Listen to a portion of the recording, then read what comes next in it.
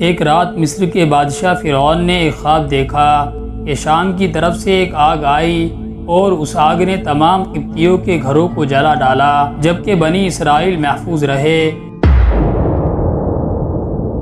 دہشت کے عالم میں بیدار ہونے کے بعد فرعون نے تمام کاہنوں اور نجومیوں کو جمع کر کے اپنا خواب بیان کیا۔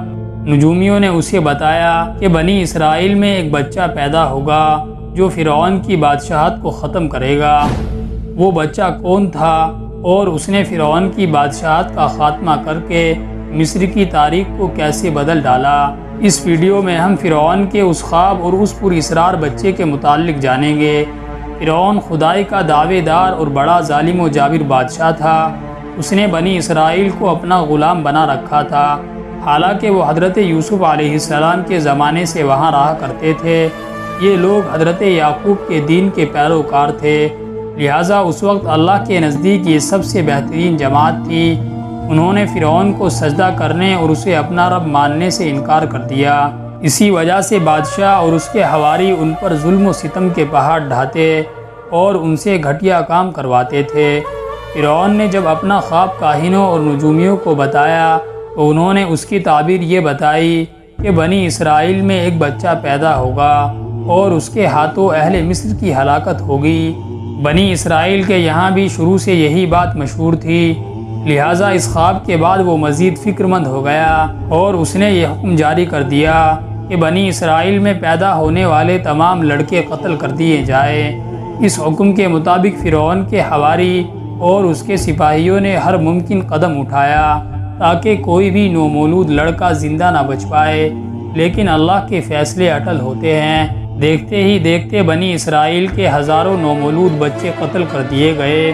پھر ایک وقت وہ آیا کہ جب قبطی سرداروں نے فرعون سے کہا کہ اگر بنی اسرائیل کے لڑکوں کا اسی طرح قتل عام ہوتا رہا تو ہمیں آئندہ خدمتگار ملنا مشکل ہو جائیں گے، اور پھر ہمارے یہ کمتر گھٹیا اور غلیظ کام کون کرے گا؟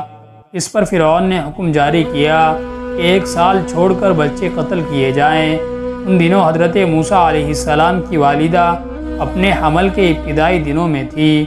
اللہ نے ان کی حفاظت کا سامان اس طرح فرمایا کہ ان کی والدہ پر معمول کے مطابق حمل کے آثار ظاہر نہیں ہوئے، جن سے آپ فرعون کی چھوڑی ہوئی داعیوں کی نگاہوں میں نہ آئی۔ انہوں نے اس بات کو چھپائے رکھا یہاں تک کہ پیدائش کا وقت آ پہنچا اور انہوں نے بچے کو جنم دیا۔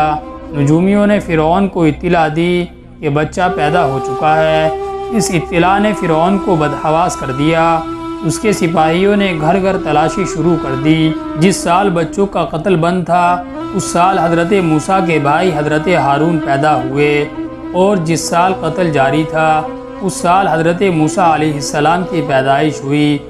آپ کے بطن مادر میں قیام اور آپ کی ولادت میں خداوند قدوس کا خاص کرم شامل تھا۔ حضرت موسیٰ علیہ السلام کی والدہ سخت پریشان تھی۔ کچھ دنوں تک انہوں نے حضرت موسیٰ کو چھپا کر رکھا، لیکن زیادہ عرصے تک بچے کو شاہی جاسوسوں کی نظروں سے چھپا کر رکھنا ممکن نہ تھا۔ پھر بھی وہ اپنی پوری کوشش کرتی رہی، یہاں تک کہ ان کے پاس اللہ کا حکم آ گیا۔ یہ حکم اللہ نے ان کے دل میں ڈالا تھا، یعنی القاء کیا تھا۔ حضرت موسیٰ علیہ السلام کی والدہ کے دل میں یہ خیال آیا کہ تابوت کی طرح ایک صندوق بنایا جائے اور اس بچے کو اس صندوق میں رکھ کر دریائے نیل کے بہاؤ پر چھوڑ دیا جائے۔ حضرت موسیٰ علیہ السلام کی ماں نے اللہ کے حکم کے مطابق بچے کو صندوق میں رکھا اور دریا میں چھوڑ دیا۔ ساتھ ہی حضرت موسیٰ علیہ السلام کی بہن سے کہا کہ تم اس کے پیچھے پیچھے چلتی جاؤ۔ لہٰذا وہ دریائے نیل کی موجوں میں چلے اور ان کی بہن دریا کے کنارے کنارے چلی اور اپنے بھائی کی نگرانی کرتی جا رہی تھی کہ دریا میں ڈالنے کے بعد وہ کہاں جاتے ہیں۔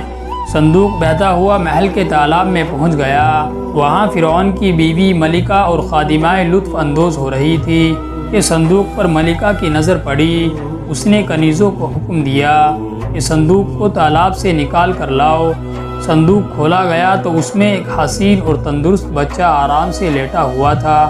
ملکہ بہت خوش ہوئی، اس کی آنکھوں میں ممتا اتر آئی۔ شفقت و محبت سے بچے کو گود میں لے لیا۔ ملکہ نے سوچا کہ اس بچے کو بیٹا بنا کر پالنا چاہیے۔ محل میں کسی نے خدشہ ظاہر کیا کہ یہ بچہ بادشاہ کی سلطنت کو ختم کرنے کا سبب بھی بن سکتا ہے۔ فرعون کے دل میں بھی یہ خیال آیا کہ کہیں یہ بچہ بنی اسرائیل کا وہ لڑکا نہ ہو جس کے بارے میں نجومیوں نے پیشین گوئی کی تھی۔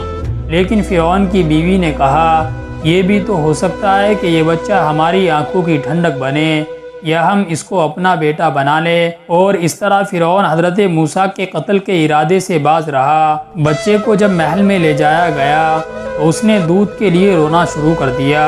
بچے کے پاس دودھ پلانے والیاں لائی گئی، لیکن بچے نے کسی عورت کا بھی دودھ نہ پیا۔ جو عورت بھی آپ کو دودھ پلانے کی کوشش کرتی وہ ناکام ہو جاتی۔